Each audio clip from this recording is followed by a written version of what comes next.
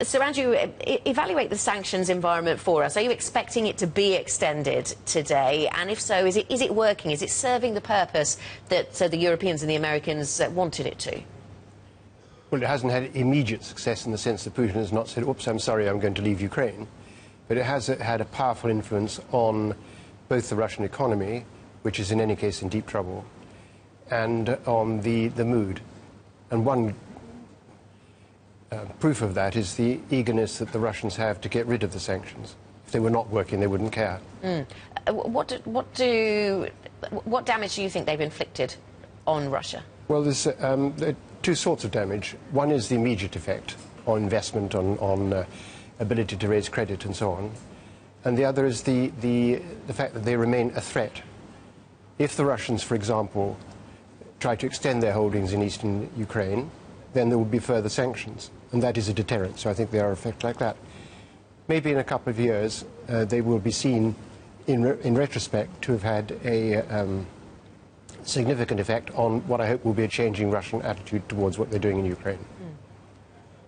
Well, I was just going to say, Sir Andrew, we've had headline-grabbing NATO exercises in Eastern Europe. You have talk of America and its allies putting hard weaponry into the Baltic states. Do you think this would be viewed as a provocation by Russia? Well, it should be logically viewed as a response, not a provocation. After all, the Russians have maintained a regular series of snap and very large-scale exercises. They've done quite a lot to say we're here, we're tough, and so on. So it is a response to that in the first place, actually. Of course, they will claim it's a provocation, because that's a good way of feeding into their propaganda, but it's not. What do you think the Russians want to see in Ukraine now? Is the situation as it is at the moment, is it sustainable from a Russian perspective? I don't think so. I think actually they've overreached themselves. But when you say what do the Russians want, that's one thing. What does Putin want is another thing. And I'm not sure he has a very clear idea of what the outcome should be in terms of, other than, I wish to dominate Ukraine. And that's part of the trouble. As I said, he's overreached himself, and he's produced a form of anarchy, really, in Ukraine, which does not actually serve Russia's interests at all.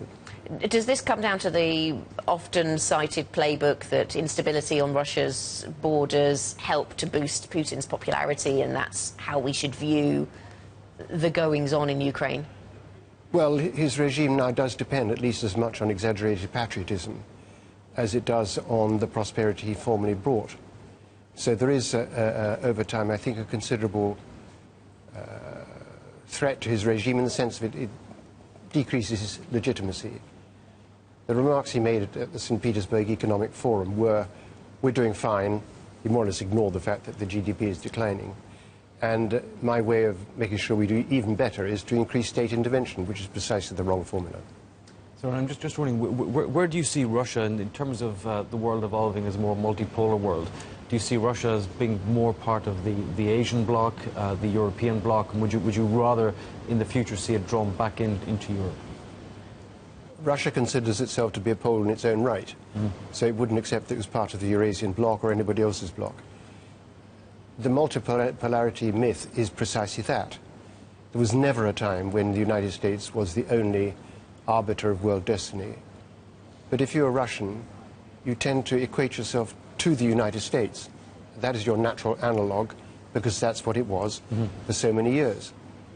But that is also an illusion. They're trying to work out their destiny in the world, what they mean in the world, and they haven't yet reached a satisfactory answer for themselves. What do you make of the relationship between Greece and Russia right now? Would Alexis Tsipras be happy with what he came back from St. Petersburg with, do you think? To what end does Greece play that Russia card? Well, there's so much theatre in the whole of the Eurozone crisis, in particular over Greece. It's a bit difficult to tell. If he seriously thinks that Russia can afford to maintain Greece in the style to which it would like to become accustomed, that's a delusion. If Russia wishes to disrupt EU decision-making, that is probably a perfectly fair ploy for them to introduce. But there's a limit to what Tsipras will wish to do just to be provocative. if he thinks that's a lever on Brussels, well, he will try to use it. That's all.